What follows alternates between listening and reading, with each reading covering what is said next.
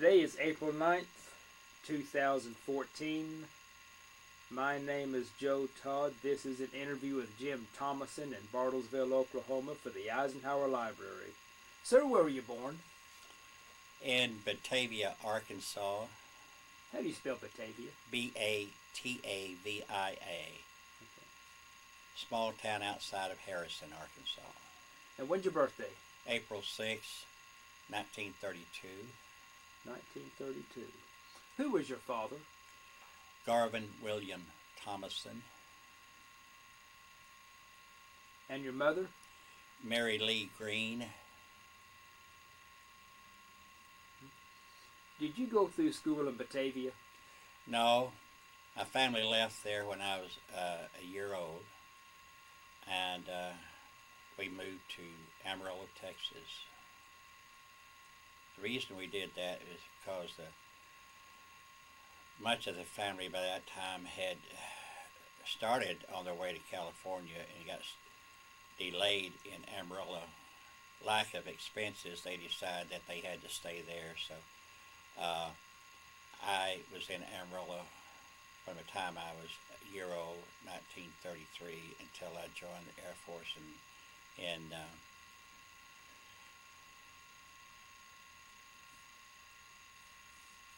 1951. What year did you graduate from high school in Amarillo? I didn't graduate, but I did go to Amarillo High School, and the reason I didn't graduate is because it seemed that a full-time job making $22 a week was more important than education at the time. However, by the time I had grown a little bit older, went into the Air Force when I was 19, then I realized that I missed something. So I knew that I had to work toward getting some kind of a degree, a diploma or a certificate, whatever. So I started taking correspondence courses. In your schooling in Amarillo, who was your favorite teacher? Miss Bradford. Why was she your favorite? She seemed to understand the problems, and I'm not talking about problems that the youngsters face today, but she realized that all of us needed certain guidance, and she made us believe that it was so important that we give 100% to our schoolwork, as well as what other activities that we were involved in. What grade did she teach? That was a sophomore. Sophomore, okay. And then from there, actually, after I quit school, my life began to change. And I can just think back now of all the changes that I can remember that I went through. Mm-hmm. And of course, one of the biggest changes was when I went into the Air Force. Mm-hmm. And by that time, I had worked 3 years in an auto parts store in shipping and receiving, and it really started out as a hot shot delivery. And so by the time I went into the Air Force, and then seeing some of the assignments that were being distributed to certain individuals, then I realized that that I needed to do something to help me get that step forward. So I took correspondence courses. I'd like to back up and ask, where were you on December 7th, 1941? Oh, I was in Amarillo, Texas, and we lived at 918 South Houston Street, and I can remember when it first came on the news, uh, my oldest brother, he had been out somewhere, and so he comes running home, screaming at the top of his lungs that that the war is on, the war is on. Well, it just, and at that time, Daddy was away from home.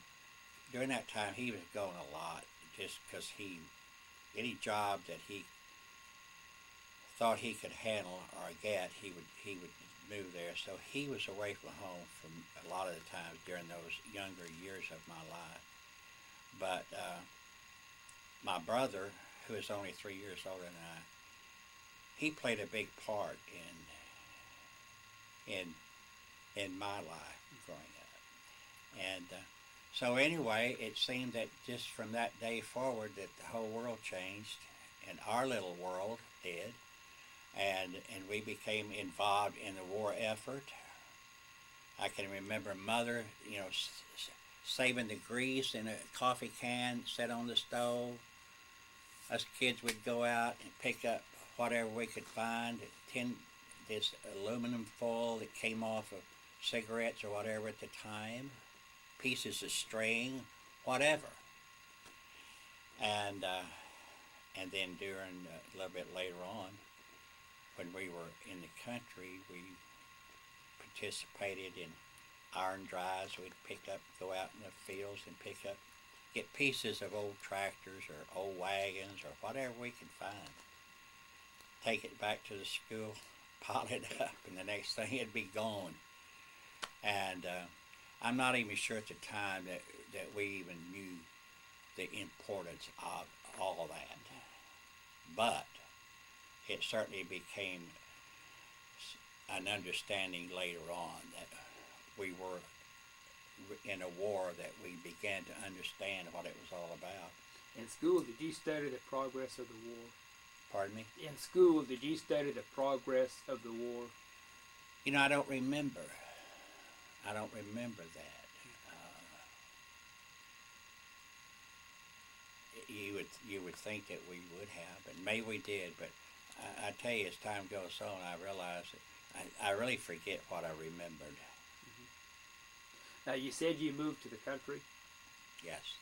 Where did you move to? How far from Amarillo? We moved to Wildorado, Texas, which was approximately 20 miles west of Amarillo, off of old Highway 66. Route 66 went right through Amarillo.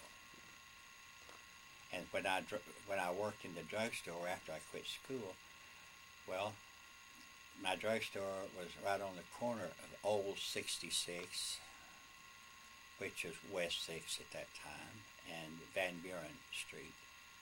And of course, it didn't mean that much to me at the time, but I've thought about it so many times since Old 66 is not the route it used to be, but part of it's still there. That was a big part of our developing the country back in those days. Why did the family move to Wildorado? It was a job. Okay. It was a job, and Daddy felt and Mother felt that it was better to go to a small community, even though Amarillo was not that large at the time. Mm-hmm. But they felt it was better environment for, especially my older sister. What type of work was your father doing at this time?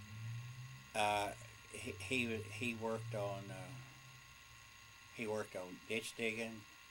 He, at one time earlier in my life, he was going a lot over at Conchas Dam in New Mexico, helping to build that progress. Was that a WPA project? That was part of the WPA, and which I'm so proud of the fact that we had that type of welfare system back then, the WPA, the PWA, because we still benefit from the hard work that those guys had put in out there. Now, they did get a little bit of money from the government, but it was a working system, not a give and do nothing system. And unfortunately, we have gone far beyond those days. Unfortunately, I think it's unfortunately. And then with myself having worked with Department of Human Services for 32 years and seeing a lot of the changes made in our welfare system, then I think back, that was a good plan that we had back in those days. Yes. Because the guys worked there really worked hard at those jobs, whether it be road construction, building bridges, building parks, whatever. As I said earlier, we still see the advantages of some of that work that went on all those years. Yes.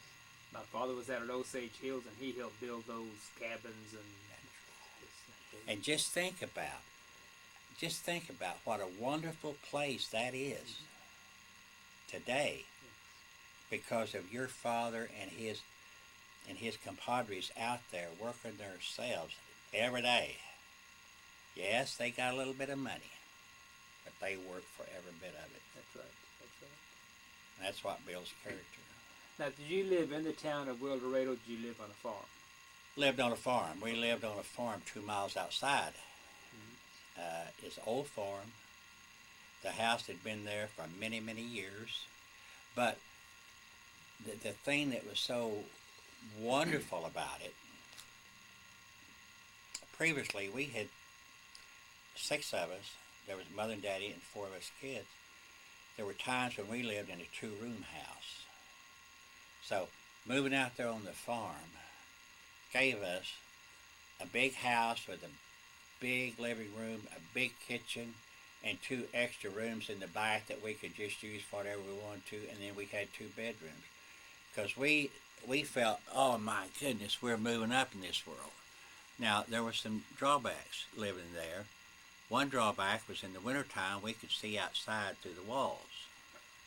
But we also, with my mom and dad, they were always doing things to better.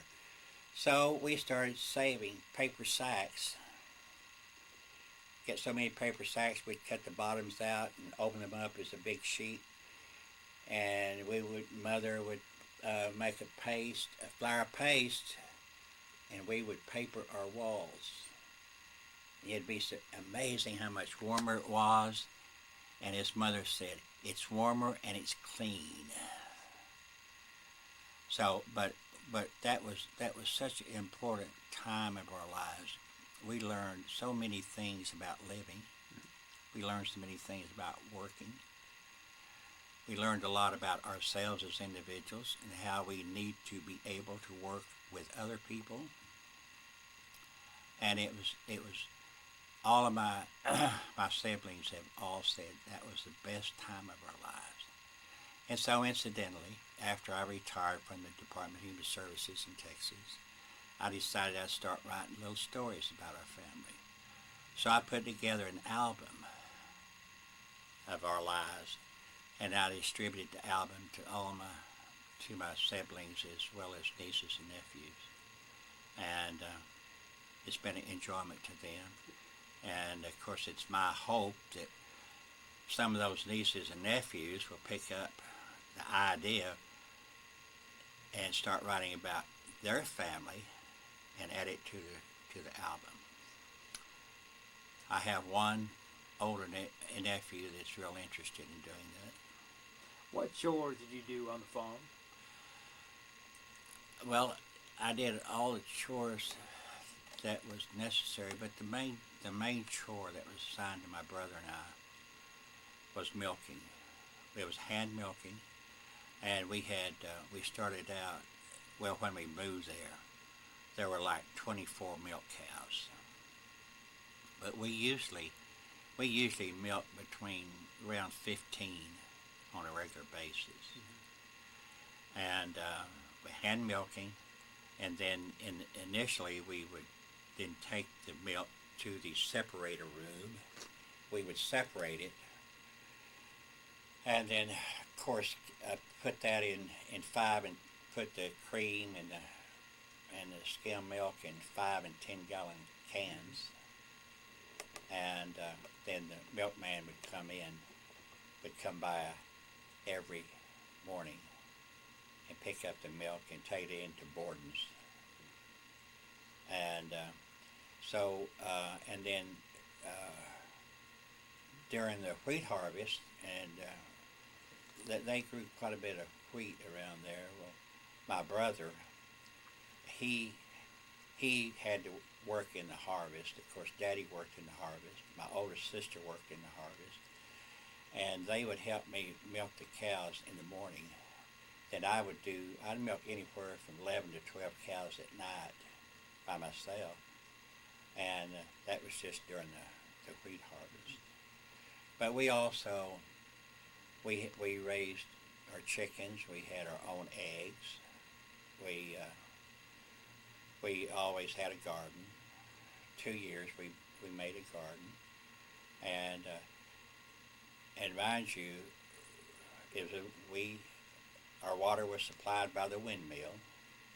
That was such an important part of our life. That was our staple, main staple, and so we had to carry the water from the well to the house, from the well to the chicken houses to the barn.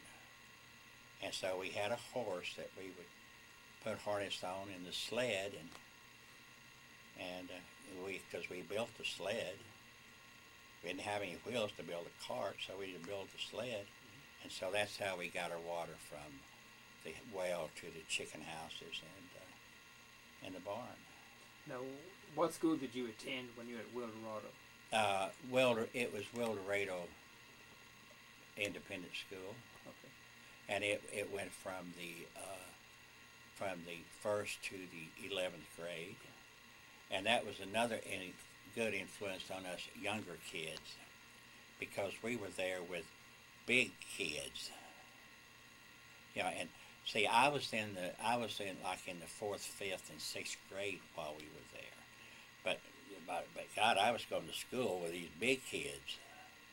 And when I was in the 6th grade, I was able to play on the basketball team.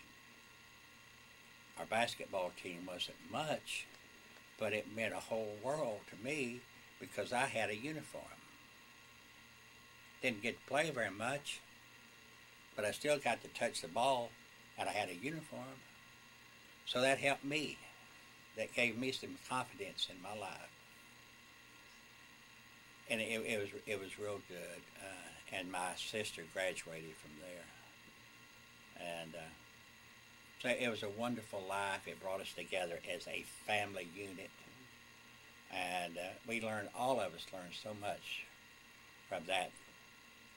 Really less than 3 years, but it seemed like forever for us because we loved it all. There, the parents were all involved in the school activities. Anytime we would have a deal at the school, it was always for the entire family. So we would have little kids, big kids, mother, daddy, grandparents, and whomever wanted to come. And it was wonderful. So we not only worked in the war effort, we planted trees. And you can go out there to this day and those trees are beautiful. All these years later. Drive back there and today and it kind of makes a tear in my eye. But every time I go back to Amarillo, I have to go back to Wildorado. Tell me about VJ Day.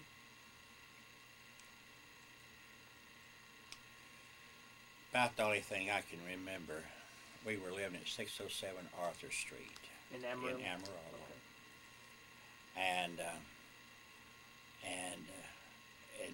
my brother, the same brother, he was always out there doing something, and I don't know why, because I was usually always with him. We were always together.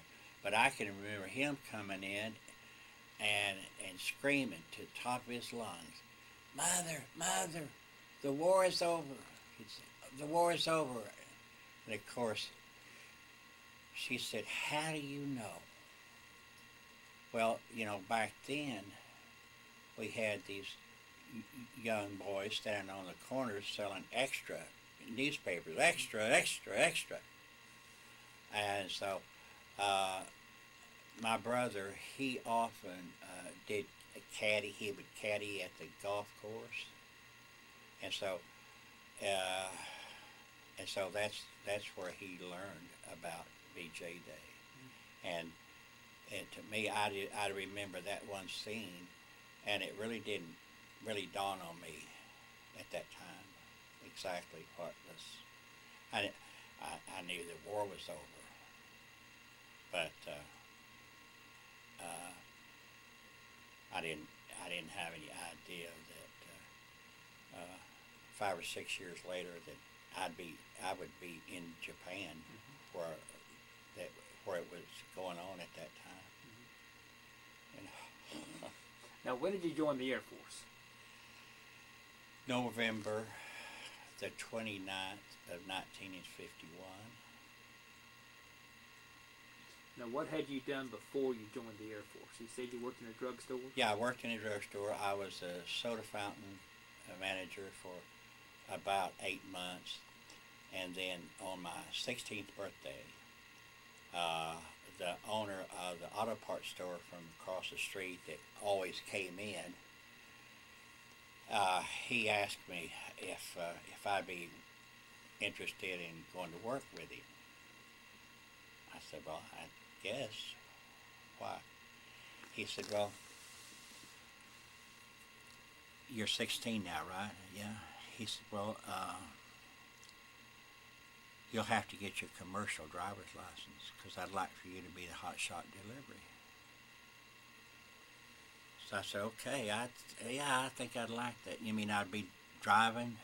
Yeah, he said, you'd be driving your pickup all over Amarillo. I said, oh, yeah, I'd like that. And so I went to work with him, and I stayed with him for 2 years.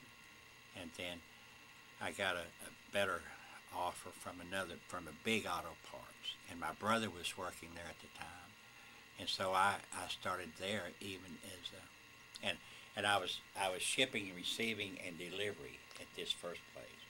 So I go over here and I strictly delivery, and I was only on the hot shot delivery for about 3 months, and then they brought me in, and there was like 6 of us worked in shipping and receiving. And then there was 2 of us always also learning how to become what we call countermen. You know, they were up there on the counter. They were our big shots up there on the counter selling auto parts. So when I went into the Air Force, and that's when I realized that I needed to do something. And without really realizing that those 4+ years in working in auto parts, shipping, receiving, influenced some things later on in my life. Because I'm pretty sure when I completed basic training, then they sent me to, did I move too much? Oh, no. They sent me to Fort Lewis, Washington State, near Olympia, Washington, to meat cutter school. I had no idea, but rode a troop train, or it was a commercial train, but it had so many cars for troops, and so I got on this train in Wichita Falls, Texas, because see, in 1951 when I went in,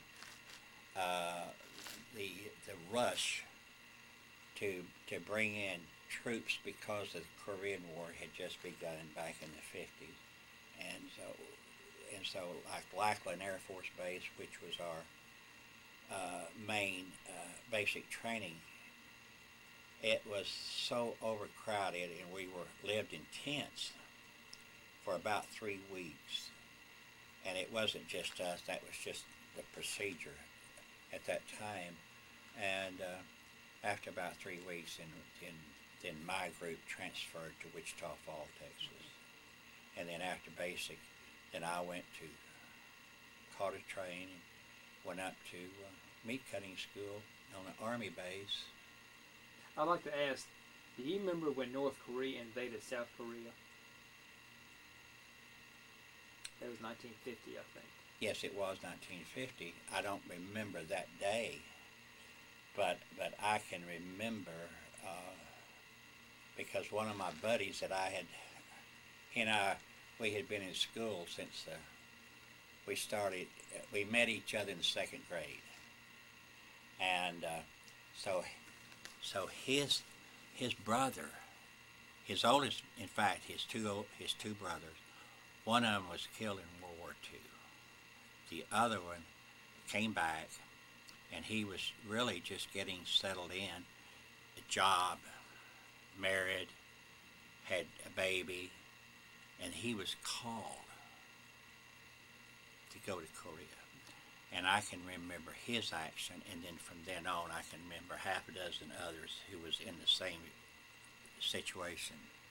And that's really all I remember about it. Now, why did you join the Air Force over the Army or the Marines?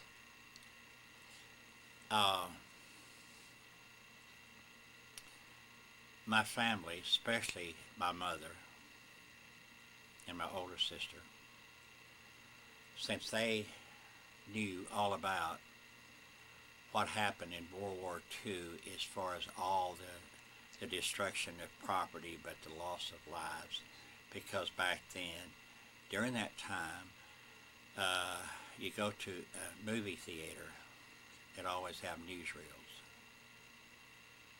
and the only thing that my older sister and mother remembered were the deaths, the bodies. So, especially my mother thought that anyone who goes in the military, they're going to die.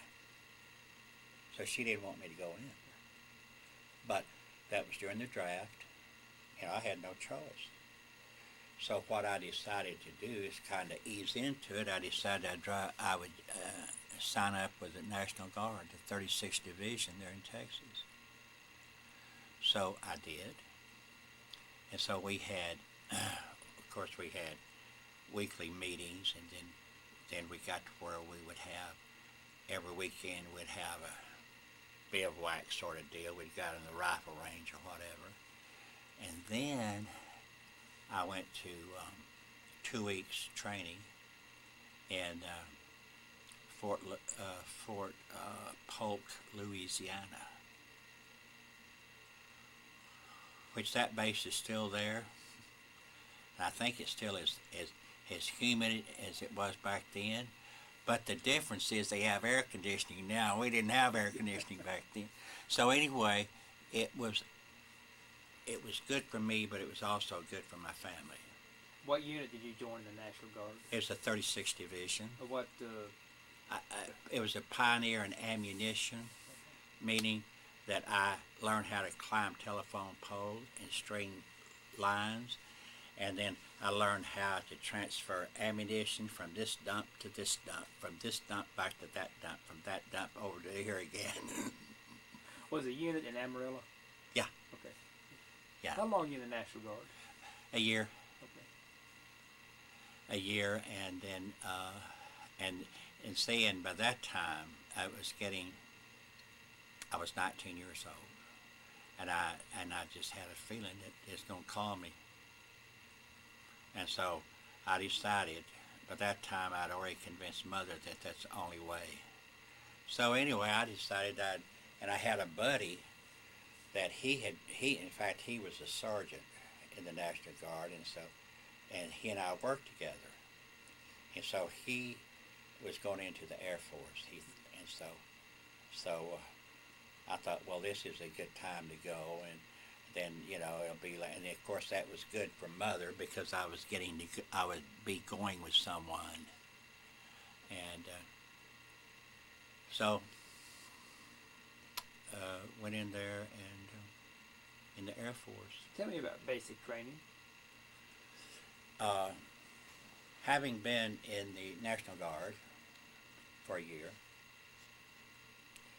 I knew I'd already learned how to march, and I had certainly learned long before then how to take commands from a male figure, because my dad, he was tough but fair, and so then I also knew that there was a lot of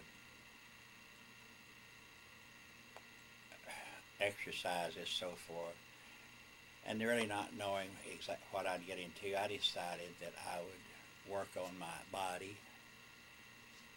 and so I was fortunate enough to, and I was, of course, working full time, so I sent off from a magazine I picked up and got Billy Widener's barbell kit, and had no idea who Billy Widener was, but anyway, I got some barbells, and then at the house we lived in, we had an old garage, and the residents, the owners, gave me permission to use that old garage as my little gym and whatever. And again, having learned how to paper walls with paper sacks, then I knew how to paper the inside of that garage with cardboard boxes. So I fixed that all up, and then I had a little gym out there, so I worked regularly. And then when I went in, I didn't have any trouble at all in basic training. But in fact, I enjoyed it. I enjoyed going to the rifle range. We had one session, which our training was nothing like probably what you went through or the Marines or anything else, but we had a little bit of crawling under, wire and stuff like that, and with the rifle, and going over the fences, climbing over, and going to the rifle range, and then scrubbing the floors in the barracks. Marching 10 in a unit to the mess hall. Get to the mess hall, we'd all have to stand at parade rest when we would wait to get into the mess hall. We'd go to the table, we'd have to stand there until everybody got there. Then we'd all sit down together. Then we would have to sit there and wait until everybody finished, and invariably this little old kid, I call him little kid, he was just like this because he didn't like his food, and so he caused us to have to sit there. So me and two buddies decided this is ridiculous, so we got up and left one day. Went back, we were going back to our barracks, but we got stopped. So then we were assigned the duty of scrubbing the floor for 2 weeks. And I don't know the difference, but I was assigned to the upstairs and he was assigned to the downstairs. And when it was over, this first sergeant called us in and said, I hope you boys learned, you airmen learned, and scared the hell out of us because we didn't think we was going to get a stripe. And if we hadn't got a stripe, that would have been awful. That'd have been one of the worst things that it would have ever happened to us at that time. But he said, I feel that both you airmen have learned. It's been a good lesson to you, but you remember this situation. Okay, you okay? Yes, sir. Boy, I tell you what, when we left there, we thought we had graduated from hell. Is that when you went to Seattle, Fort Lewis? Uh-huh. Tell me about the trip to Fort Lewis. Oh, I tell you what, we got on that train, and that's the first train that many of us had ever been on. And said I didn't know anybody because I was the only one chosen out of my 75 out of my flight to go there. But there was another guy in a different flight. He was assigned as a meat cutter to go to meat cutting school. So he and I just happened, you know, I don't know if it was set up that way or whatever, but anyway, we knew it's where we got acquainted, and so I had the top bunk in the sleeper car, and he had the bottom, and we were restricted to 3 cars, but there were certain times certain times in a day that we could go down to not the club car, but the dining room, just by ourselves, and of course that was all a new experience for many of us, and I can remember that just the beautiful country, going out of Amarillo up through Colorado, then on over to going through Idaho, Oregon, and winding up in outside of Seattle. And then there was a sergeant came and picked us up, and actually there were 6 of us that got off there in that, and so and it was and the trip was just wonderful because it was such a new experience and seeing all that different country, and basically growing up in the panhandle of Texas, where we didn't have a lot of trees, grass, to be able just to go for days through a country where there's trees, grass, everything is wonderful. And then as soon as we got off of that train and met that sergeant, the way he talked to us was entirely different. He wasn't screaming. You know, he called us by our name instead of those other names that the TIs used. And it was a great experience. And then we had then our instructor and we were in class. We had about 2 weeks of classroom, learning the bone structure of different animals, and then for most of the rest of our training, and the training was either 8 or 10 weeks, I can't remember, and we were up there for quite a while, and then the rest of it was practical. We were actually preparing meat for this big hospital mess hall that was a lot of the Korean wounded was coming back to this mess hall, and so we were able to go in and visit with some of those veterans. And then it was less than a year later, I was in Korea. Where'd you go from Fort Lewis? Where did you go? I went back to San Antonio, Okay. to East Kelly Air Force Base, and as soon as I got there, then, you know, the grapevine, I heard that we were going overseas, but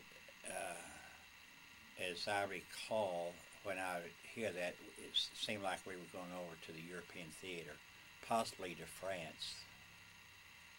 And then of course later on, some of our unit did go to France, but the majority of us went to the Far East. What unit were you assigned to? It was a 75th Air Depot wing. Our purpose was to supply food, non-perishable food, and so as soon as, well, after I got out of tech school and went to the unit there in the 75th, well, this old tech sergeant, he was a World War II veteran, and he turned out to be one of those individuals that guided us younger guys through whatever we did.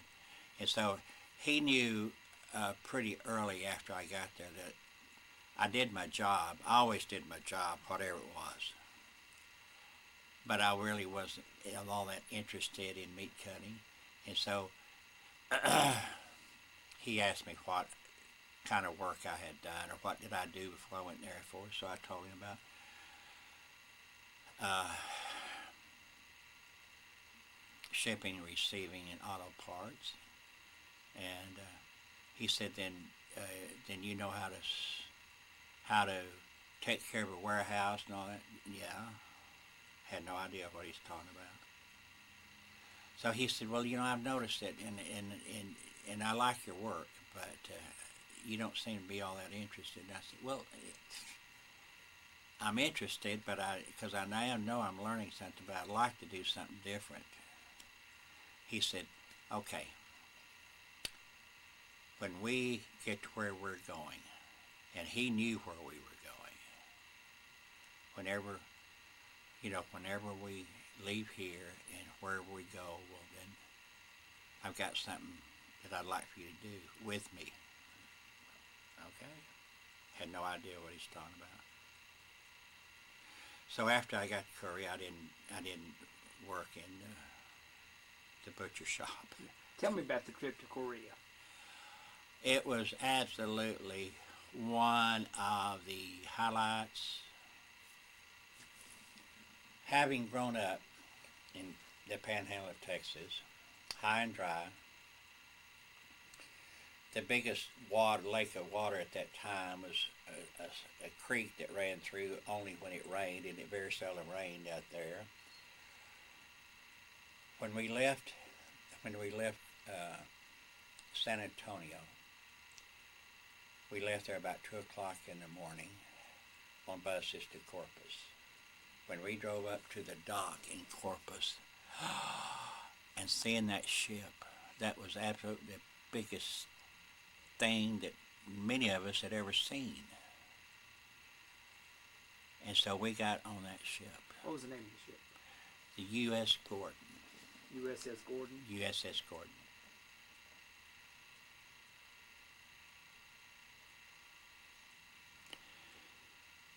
So the first leaving from Corpus, then we hit the Gulf, and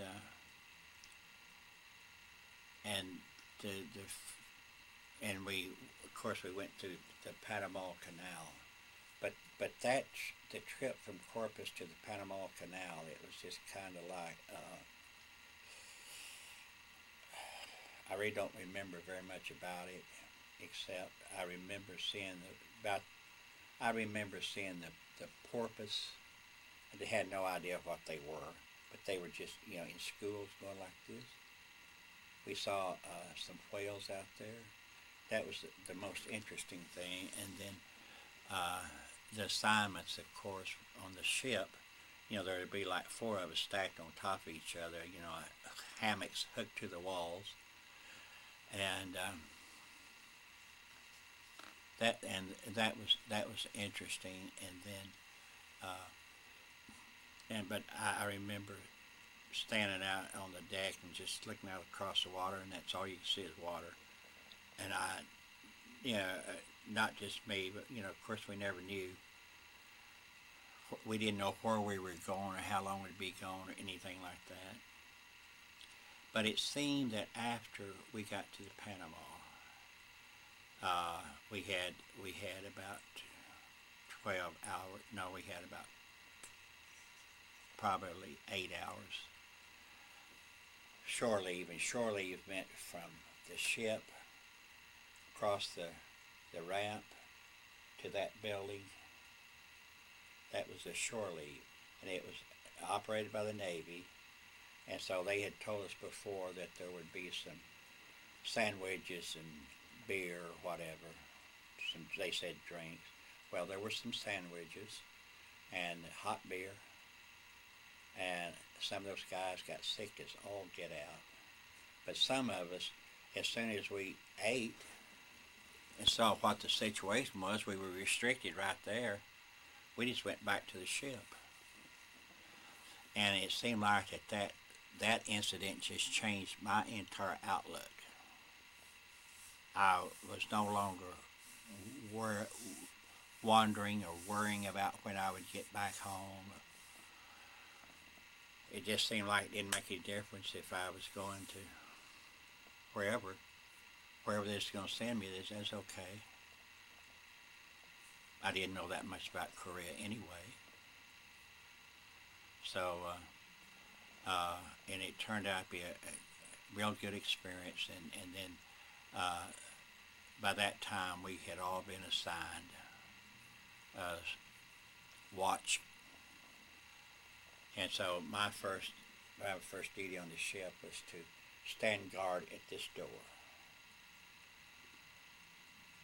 And this door led over to the other side of the ship, and there was airmen over there standing guard, and then stationed elsewhere through. So then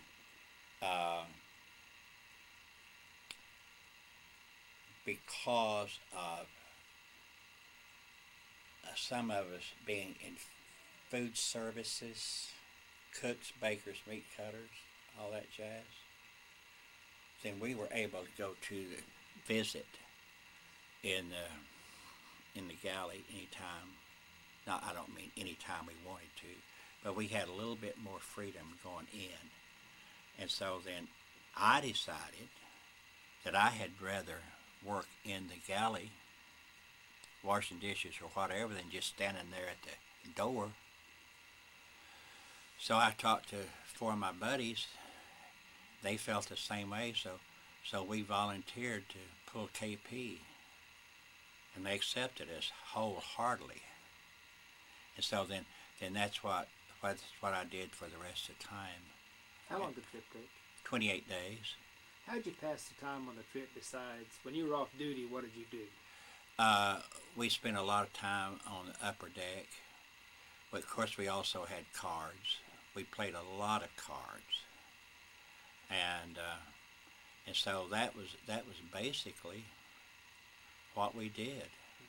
What were you told to do in case the ship was sinking? Well, that was another thing.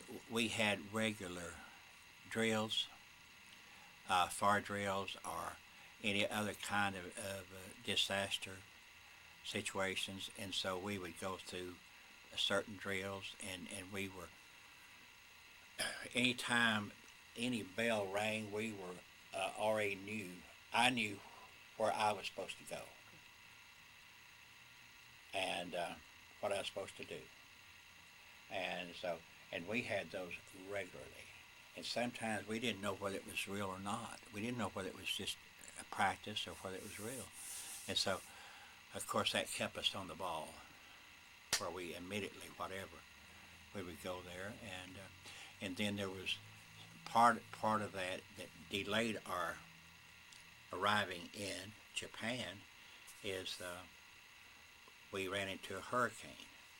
I don't mean we ran into it, but there was a hurricane out there, and so we lost about two and a half days by going around it, whatever that means. And but we hit some high water. So, oh God, when those waves, those enormous, humongous waves, and the front of that ship, it would go up like this. And of course, we felt like we were like this, and we were to the extent. Almost vertical. And then when it came down, it's like this. Scary as all get out. But, we all adapted to it pretty quick, and it was just, that was just what we were to do every day. And, you learn to do those things, whether you like it or not. Where did the ship land? I first landed in Busan. Did you go to Japan first? Yeah. We went to Japan, and part of our troops got off there for good.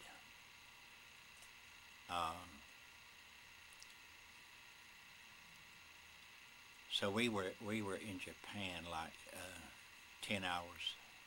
We got shore leave, and there was about 6 of us that always hung together, and so we went to this. One of the guys, how he even thought about it, he wanted to go to a Japanese restaurant. So we said, oh, okay. So we went to a Japanese restaurant.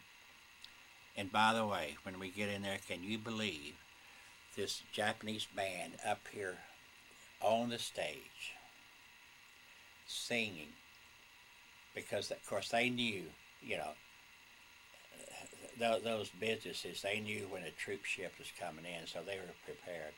And so they had this band, and they were singing, "The stars at night are big, are big and bright."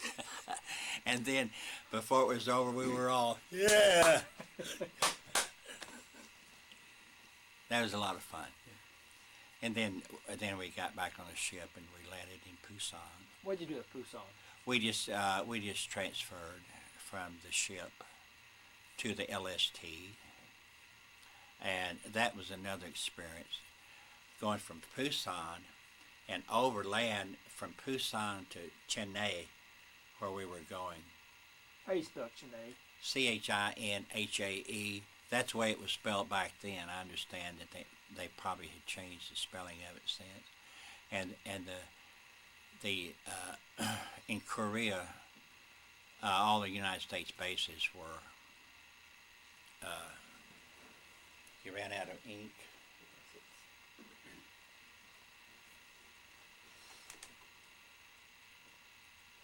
That's fine. Go ahead. All the at least the Air Force bases, I don't know, they were all numbered K, and then like K9, K10, K55, K40, all that. And so we were to be sent to K10. That was at Chennai? Yeah, Chennai. Chennai. It is out. Chennai was about, I guess, about 2 miles. Just across the bay from our base over to Chennai, and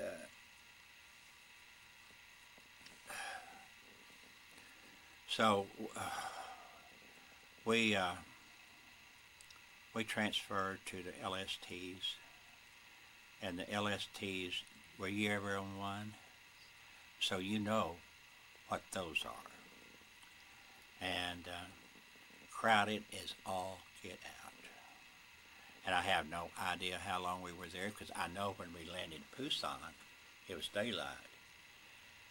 And I have learned, but talked to the various ones, it's about 2 o'clock in the morning when we actually got to K10. But I remember getting off of that. I remember that door falling down like this, and you know, we had our gear, our duffel bag, and that was all. I remember getting off of that, and then we went by the mess hall, and then some of us lived in tents, some of us lived in Quonset huts initially. So my first assignment was a tent, and then we graduated to a Quonset hut. And so what they did in Korea, they kept all of food stamps. I worked food stamps and food services, trying to keep us all together because of our different shifts. As they in motor pool, those guys were together and whatever, and so we eventually graduated to Quonset huts, and so we were in the mess hall area, and then initially the meat cutting crew was in a tent. They eventually got into a building, and then, as I said earlier, then I went directly over to my new job, which I found out was we were really, my job was ordering, maintaining a supply of any non-perishable items, because that's all we had in Korea at that time. And so once a month, or whatever was necessary,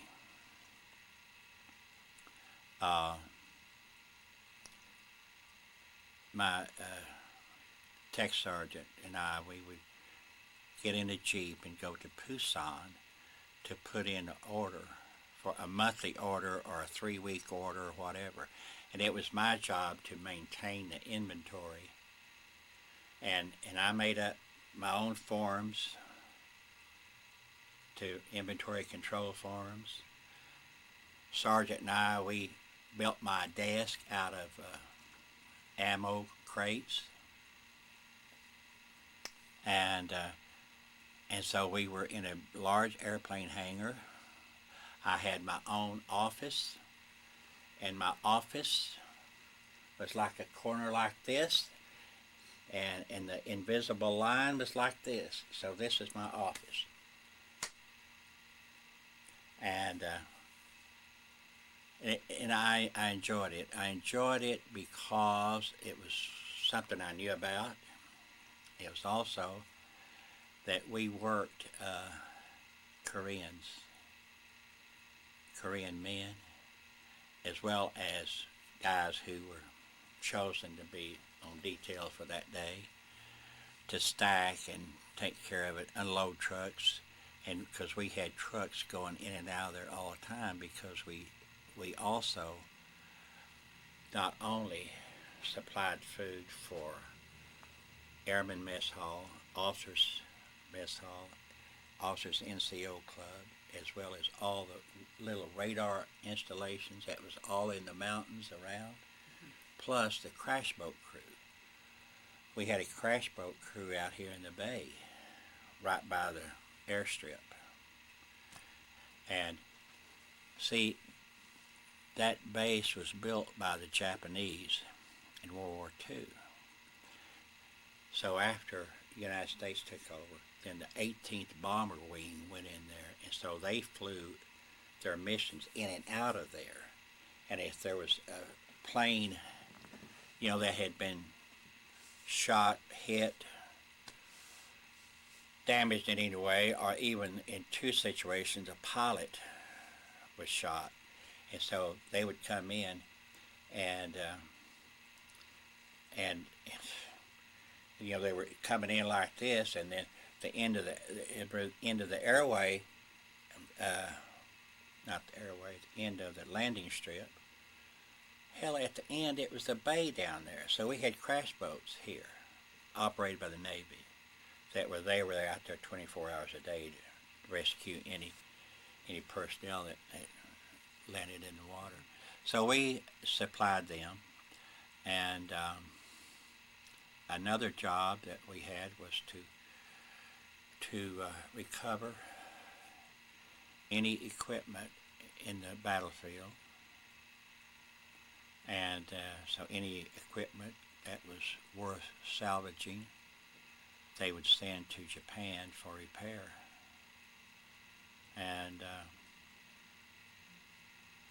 tell you the truth, that's all I can remember about what. Now, did you do all the paperwork and all this? Yeah. Okay. Not for the rest, not for the recovery. I did all the paperwork for the ration breakdown. You recall the date you landed in Korea? Yeah. We landed there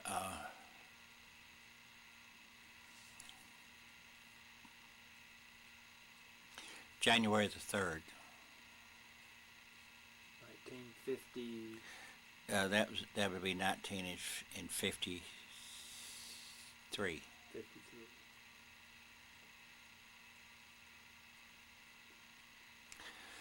See, we got there approximately 6 months before the truce. What's your most vivid memory of Korea? I think the destruction of the land and the people.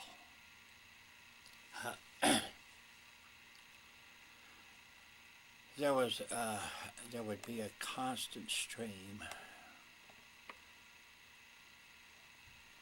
of Koreans, usually Korean women and children, bunch of children. You could go anywhere in Korea, and you could see them along the roads. Everything was that was the agricultural country. No pavement, all dirt roads, and it was basically agriculture all over. And you could see the people moving. Now, whether they were all at that particular time, coming from North Korea, I don't know. But many of them had been there in North Korea. And you could see some of them one-legged or a child without an arm. And, and then to get to know them was a real good experience to find out that even though a person is born in another country, they can also they're decent human beings. And all they wanted was to be able to work, provide for their families, send the kids to school. But unfortunately, it was just a destructive mess. And so that's the things that I basically remember. One particular incident, when we first got there, we were restricted to the base. After about 6 weeks, we were able to go into town, to the village, for the first time. So we get to the village, and I never will forget, it was on Sunday morning, and so us guys were just, we're just there. We don't know why we're there, but I mean, we don't know why we came over there that day, but just wanted to get out and see what we could see. So anyway, we're just walking around, just taking all the scenes in, because the Korean people, they had little sidewalk stands, no sidewalks, but the little stands selling what little vegetables they had or whatever. And of course they were all just treated us like we were the biggest thing that they'd ever seen. And so we kept walking around, and then all of a sudden heard this music. And it was church music. And it was Amazing Grace. Would you believe that church, it was during the Korean service, and they were singing Amazing Grace in their language? And oh boy, that affected us very much. How long were you in Korea? I think I have a credit of like 10 months and so many days. Now, were you there when the truce signed? Yeah. In fact, we had been there about 6 months. 5 or 6 months. Actually,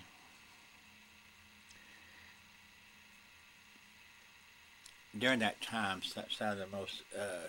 one of the most fiercest battles of the Korean War was going on. But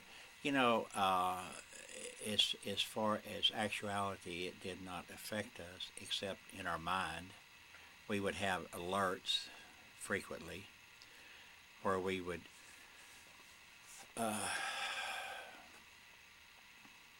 we had certain assignments, places of assignments to go to in case there was an attack, and so we would frequently have an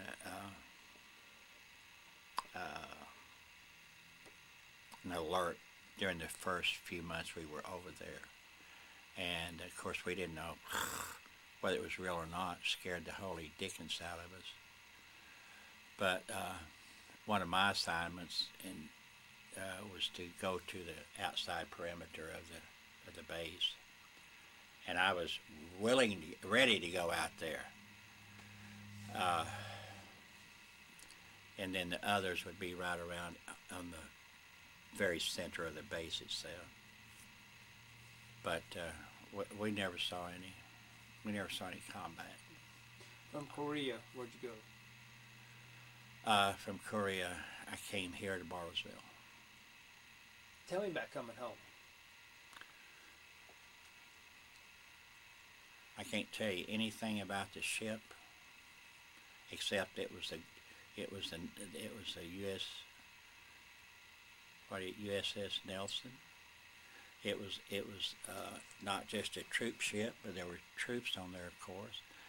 But there were a lot of dependents on there, and so we had our section, they had their section. But honestly, and that trip lasted, I think it was like 13 days. But you know, I can't even remember anything about it. Nothing. I remember getting off the ship at Seattle, and the first person that greeted me was from Salvation Army,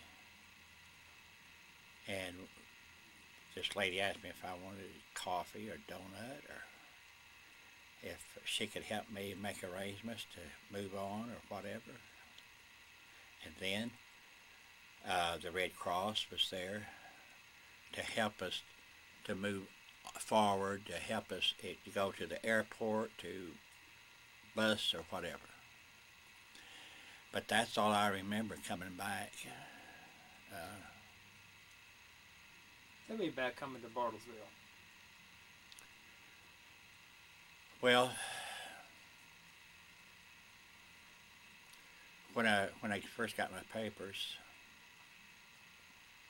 now I knew about Bartlesville only because my dad was from southern Oklahoma, and during the 20s and 30s, the Thomason family roamed. We're looking for work all over Oklahoma, south, around here, Arkansas, Missouri. The whole crew of them. There's a whole bunch of them together at one time. But I really didn't know about it. But anyway, I was told by this old sergeant that just took a lot of us young guys under his wing. He said, "It's a good," and he was from Midwest City, and so Sergeant Elliott. So he said, "You'll like it. You'll like it, and I want you to keep your nose clean." And what unit was here? 796th Aircraft Control and Warning Squadron. Aircraft Control and Warning Squadron. 796 ACNW. So what does an Aircraft Control and Warning Squadron do? What we do, and this was, remember now, this is the early 50s. And even though the United States had radar systems, prior to that, we had radar systems in, as I previously said, in Korea, based up on the mountains all around us. But because of the sneak attack on Pearl Harbor. We were in the Cold War with Russia. The United States felt that we needed to do something to prevent any sneak attacks.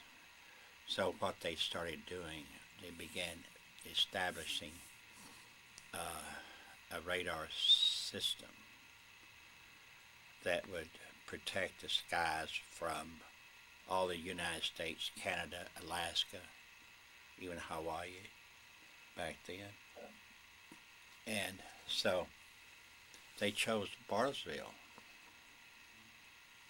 for two reasons. One, the altitude of the hill.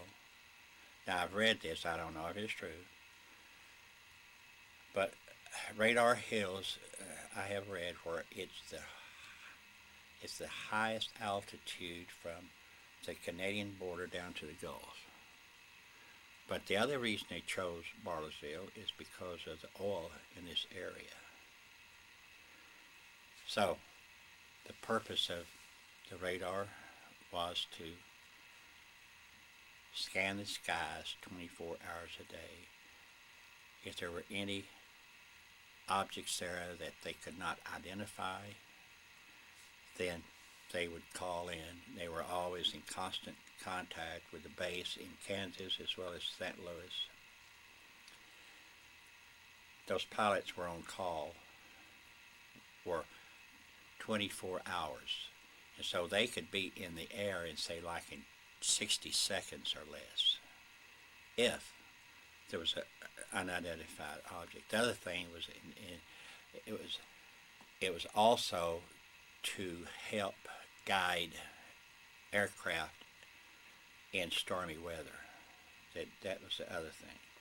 That's about all I know about the radar. I was not cleared for any radar. What was your job at Radar Hill? I think one reason that they sent me here was because of my experience in the civilian life, my experience in Korea, maintaining, controlling an inventory, a food supply of inventory. So I did the same thing here.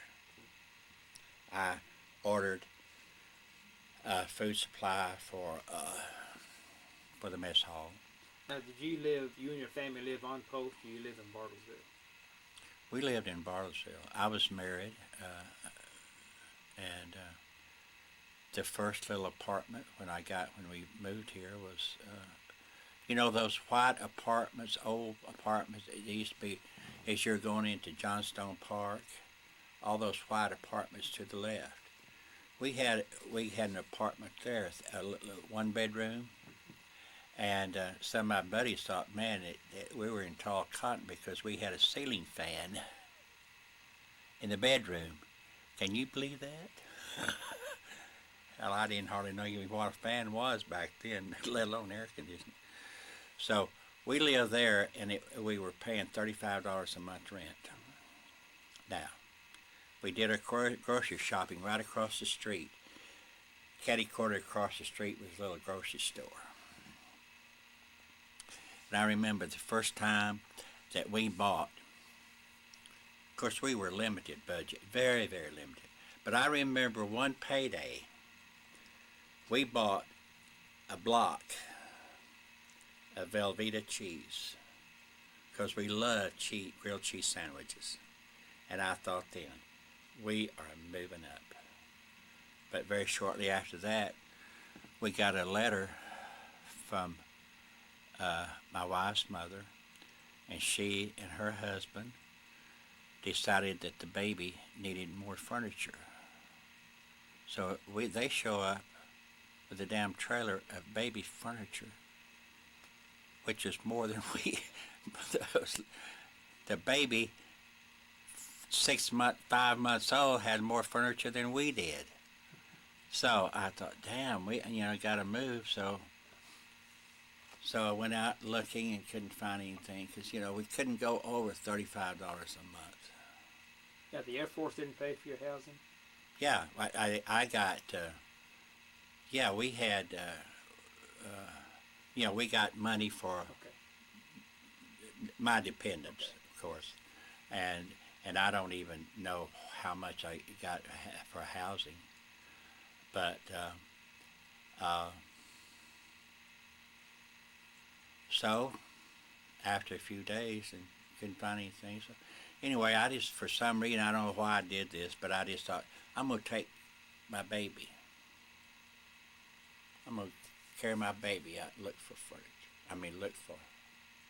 So, wound up right over on Seneca Street. And the second house from Frank Phillips.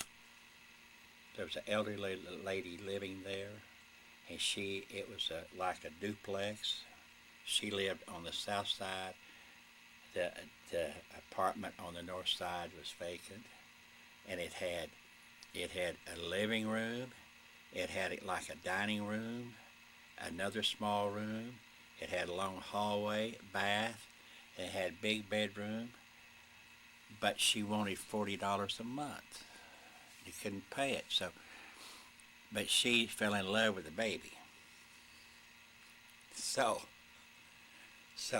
my dear little daughter helped me to negotiate a deal with this lady, this kind lady, that I would take care of any small jobs like fixing the faucet drip or painting or anything like that.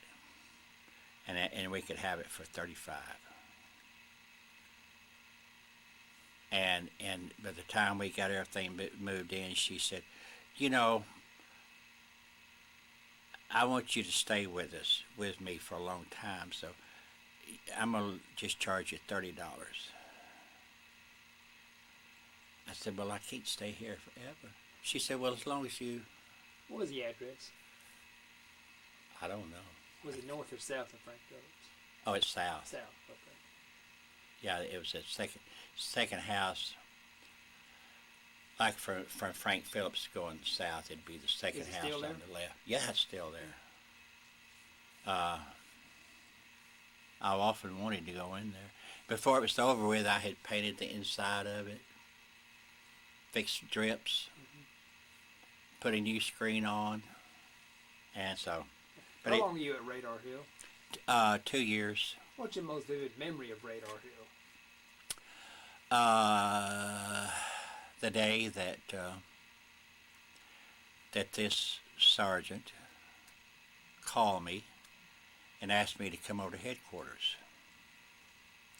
I thought, oh, I wonder what the hell. So he said, I said, well, I can't, not right now. And he said, that's okay. He said, just give me a call when you have a little bit of time. He said, I've just been going through your records and I'd just like to talk to you. I said, okay. So I went over and he said, I've been going through your records. He said, now understand this is nothing unusual. We check records all the time. But he said, I noticed you don't have a high school diploma. No, sir. No, I don't. And he said, you need a high school diploma. And I know how to get you one. You do? I said, how? And he said, do you want to take the GED? I said, sure do. But what is it? Honestly, I never even heard of GED. And he said, well, it's a general education development, and I have some books here I'd like for you to take, and in your leisure time, I want you to go through these books until you can give me a pretty good idea of what's in them, and then contact me and we'll set up a time for testing. I said, oh, okay. So I got my GED. So that was really the biggest thing I remember that had such an impact on my future. Without that, I've often thought because when I left here, got my discharge in Enid. Then went back to Amarillo where I grew up. And so the first job I got was hot shot delivery at a welding equipment supply. I delivered both oxygen and acetylene, commercial, as well as medical oxygen. So I did that for a while, and then the man that gave me the job, he said, you've got the GI Bill, yeah. He said, I would like for you to take a business course, just simple bookkeeping, because I'd like to bring you in the office. I said, okay. Because I never even thought about it. Because my family, no one had ever been to college or anything like that, so it wasn't anything that I was... So I took a course at the business school. So he brought me into the office, took me in the office, and so I helped with bookkeeping. And then later on, through my church, I met this kid, or this person who worked for Children's Protective Services.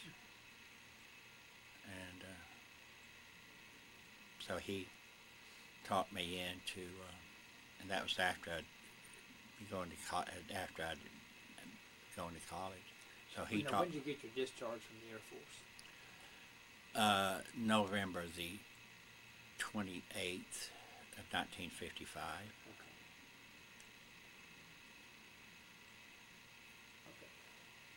And so, he and I was already when I was in college, I did work with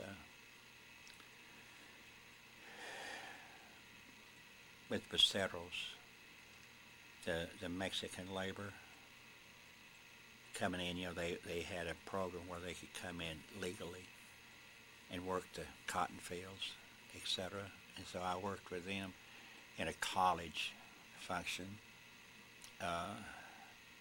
and then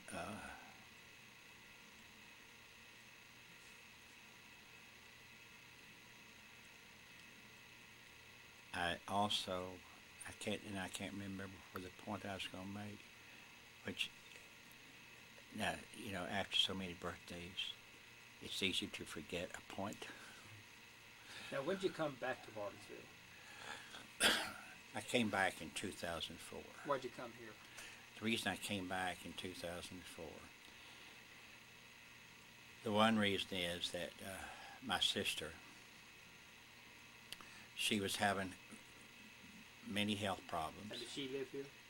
She lived in Hominy. Her dear sweet grandchildren moved her to Hominy thinking that she needed to be back close to them, which she was, but they didn't pay any damn attention to her. And so that's why I moved from Houston to take care of her. And moved her from Hominy to the apartments up there off of Frank Phillips, there by the Hastings. Oh, yes. And those apartments up there. And so moved her there, and so that all worked out real well for a while, and she decided that she was too much of a burden for me. And she changed her doctors back to Skytook, and the poor baby had cancer.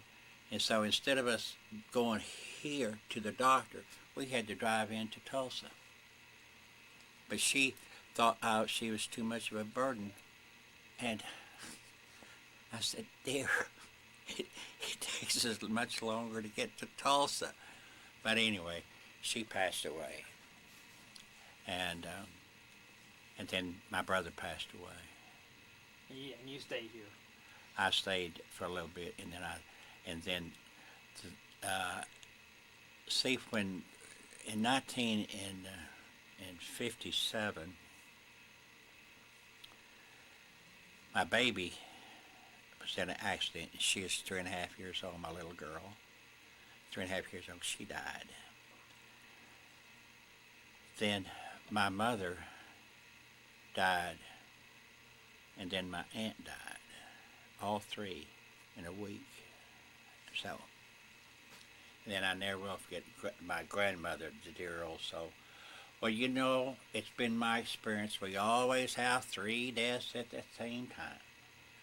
For some reason, when my sister died, then my brother died, and then I thought, oh hell, maybe I'm number three. So I'm gonna get out of here. So I moved back to Houston. Would you believe 2 months later, the lady I was going with passed away.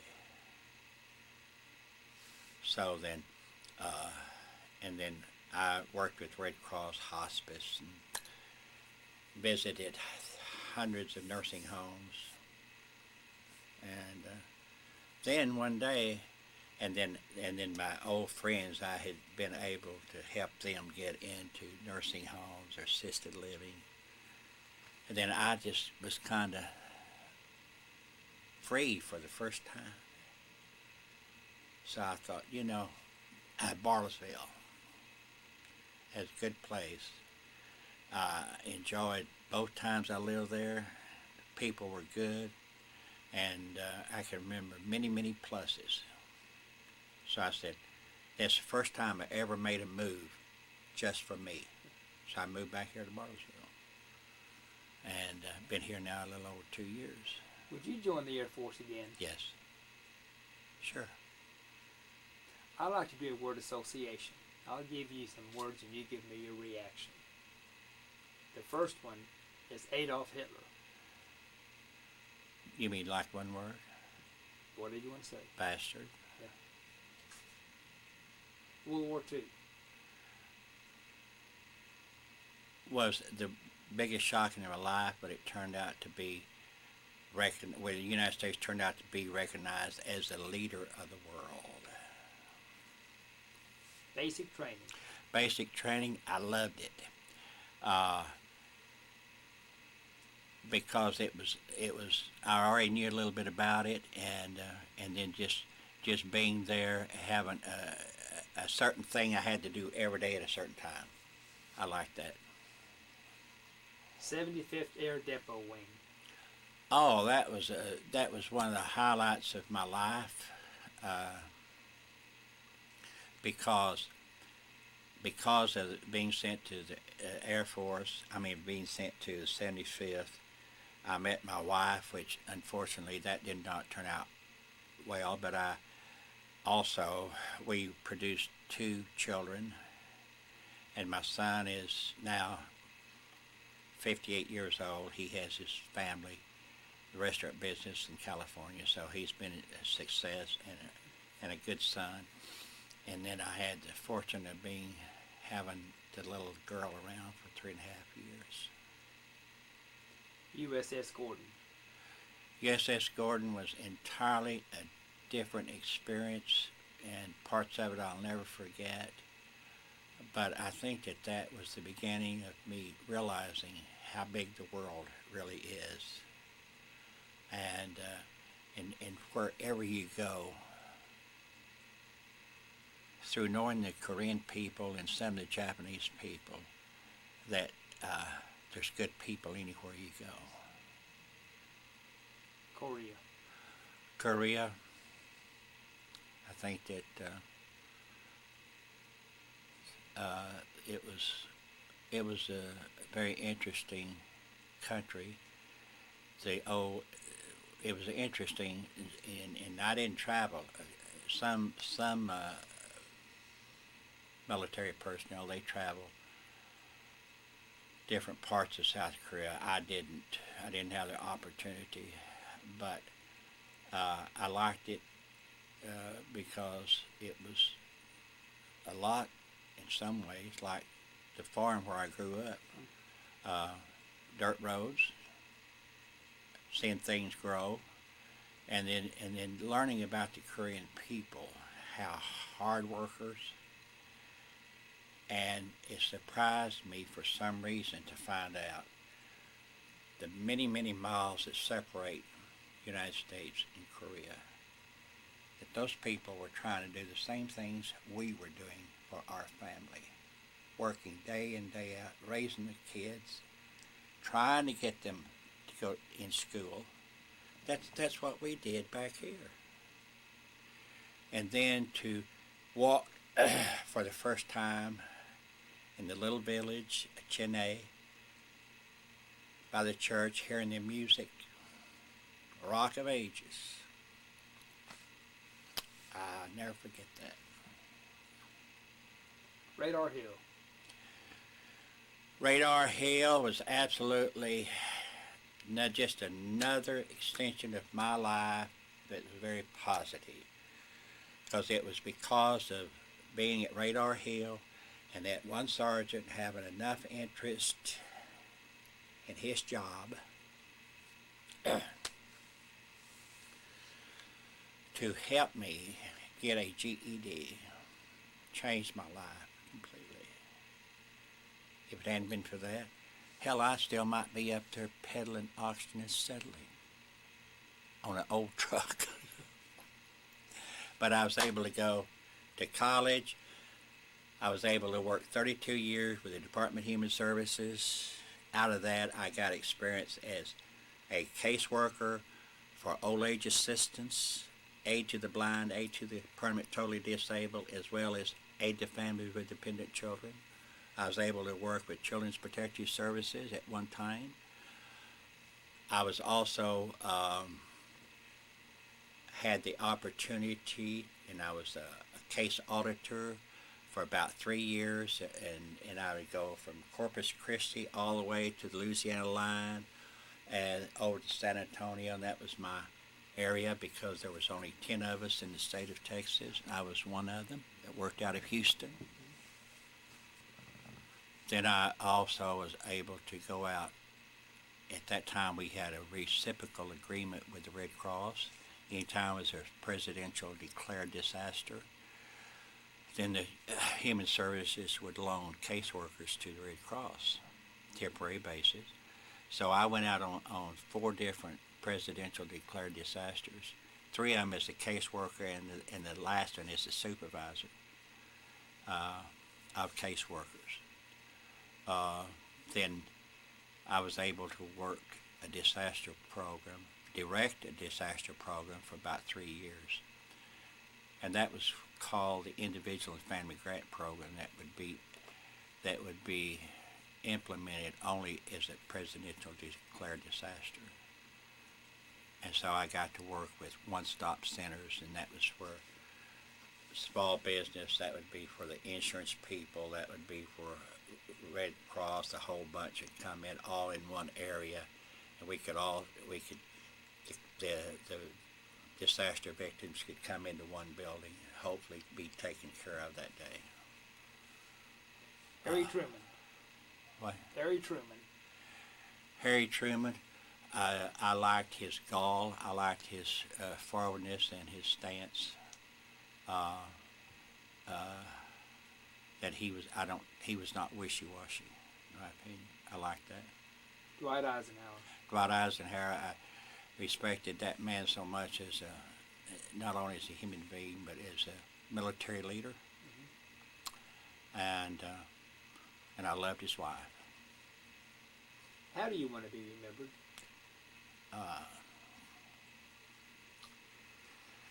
I think as a person who has concern for other people,